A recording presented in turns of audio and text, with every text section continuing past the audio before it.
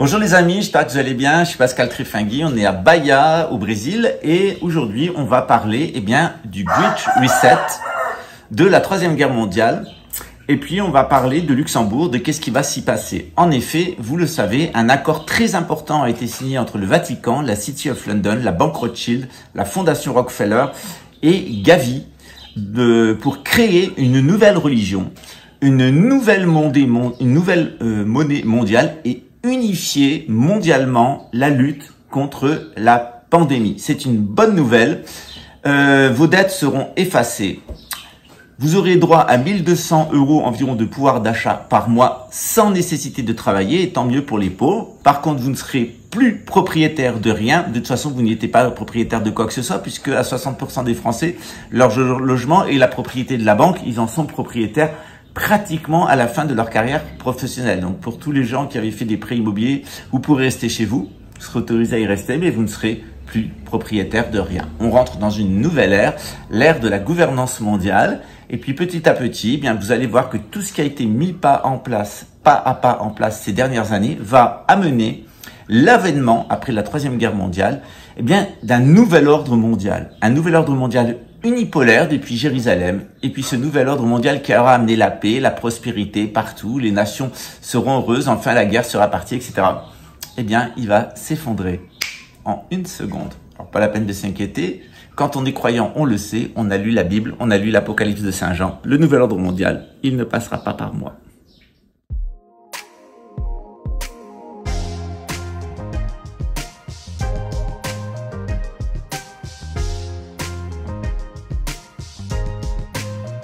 Alors bien entendu, il y a beaucoup de personnes qui ont peur du nouvel ordre mondial, qui ont peur de la gouvernance mondiale unipolaire.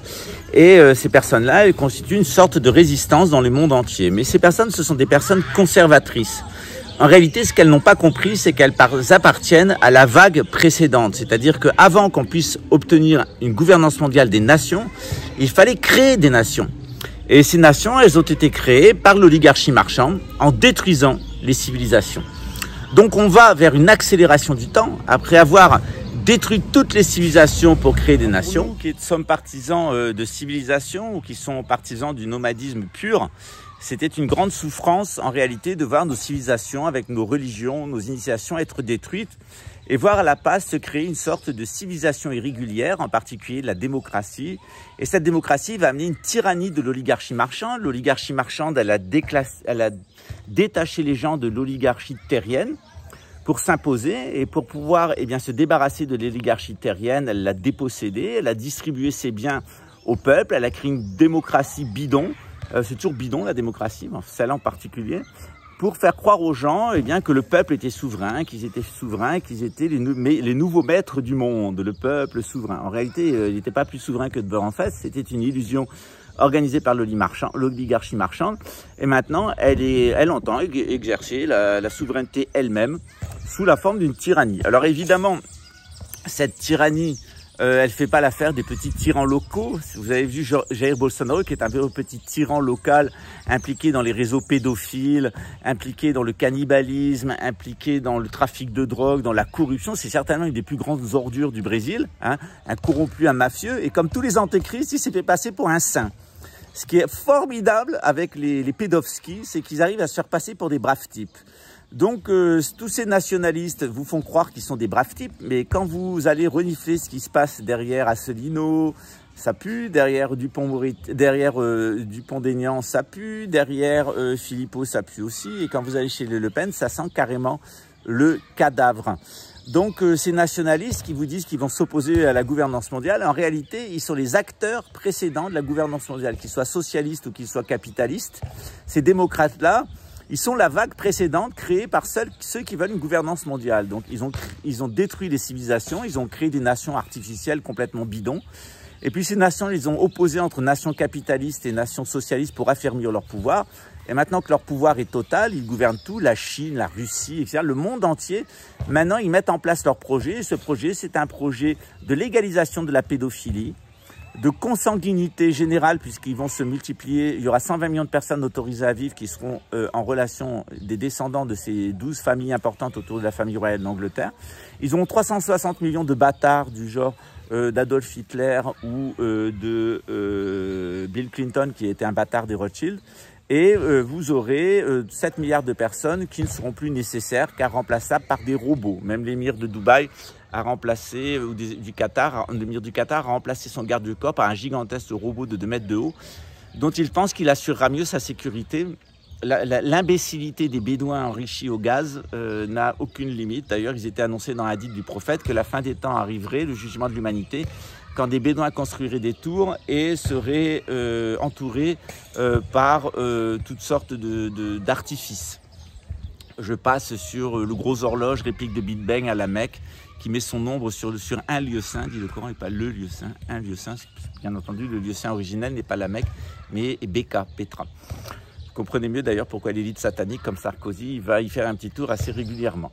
Donc on est véritablement dans la grande parodie finale. Alors actuellement, cette dernière étape de nouvel ordre mondial tente d'y opposer toutes sortes de tyrans, de petits tyrans locaux, genre Jair Bolsonaro, qui sont des pures créatures de la CIA, Vladimir Poutine, qui est une pure créature du KGB, Donald Trump, qui est une pure créature de la CIA aussi. Donc toutes ces créatures de l'élite, elles sont là pour vous jouer du violon, vous faire croire qu'il y a une résistance, que l'armée va intervenir pour vous sauver, pour sauver la démocratie et la République. En réalité, on va vers une gouvernance mondiale. Et si vous vous mettez dans QAnon et tous ces mouvements de résistance, vous allez vous faire ficher et vous allez vous faire éliminer. Moi, je suis un vrai résistant à la nouvelle ordre mondiale, dans le sens où je pense qu'il ne faut pas résister au nouvel ordre mondial.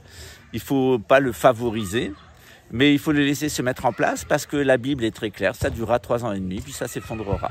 Voilà. Par contre, il faut faire très attention à tous les pièges de la gouvernance mondiale et le plus important est le conspirationnisme. Le système ne m'a jamais attaqué, jamais.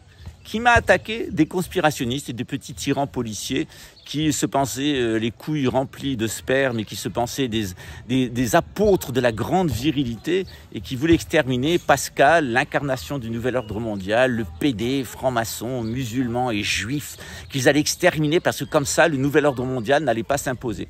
C'est le genre de petit crétin qui est en uniforme à Luxembourg dans le service de psychotronique, qui vient de se prendre 4 doses.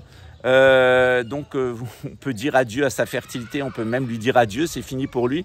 Lui et sa famille, c'est terminé. Grâce à Dieu, le nouvel ordre mondial aura mis au moins une chose en place, c'est-à-dire exterminer toutes les personnes qui seraient tentées par une aventure nationaliste. Ça fait nos affaires.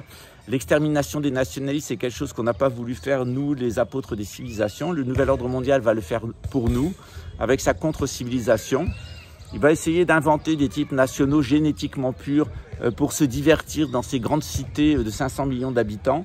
Et puis évidemment, tout ça n'a eu aucune chance de réussir parce que figurez-vous que la Terre, elle est en train de rentrer dans une partie de la galaxie où on va rencontrer un certain nombre de particularités au niveau des radiations cosmiques et il y a aucune chance que une certaine catégorie de personnes, en particulier les transhumains, qui soient conscients d'être des transhumains ou qu'ils le soient devenus par soumission au système, eh bien, puissent vivre. Donc, c'en est fini. On rentre maintenant, aux alentours de 2028, dans des phénomènes astrologiques et astronomiques même, qui font que les transhumains n'ont aucune chance de survie, que vous ayez été consciemment transhumain ou que vous ayez accepté le transhumanisme passivement, vous serez de toute façon éliminé. On va se débarrasser des 2 tiers de l'humanité et je dois dire que c'est un réel plaisir parce que ce n'est pas les meilleurs. Voilà. C'est triste à dire, mais quand on a connu le personnel policier et militaire et du renseignement de Luxembourg, je dois dire qu'on devient un apôtre de la gouvernance mondiale. Luxembourg a utilisé les êtres les plus abjects du pays pour faire de Luxembourg un laboratoire du 4e Reich et il est tout à fait normal qu'ils en soient les premières victimes. Je rappelle que les premières personnes tuées par les SS quand ils sont arrivés au pouvoir, c'est les SA, c'est-à-dire ceux qui avaient amené Hitler au pouvoir. Au revoir les crétins en uniforme. À très bientôt, on se retrouve ce soir pour une vidéo un peu plus longue sur l'affaire Camille Colbert. Je vais vous faire des révélations sur l'armée, la police et le service de renseignement luxembourgeois à vous dresser les cheveux sur la tête. Ciao.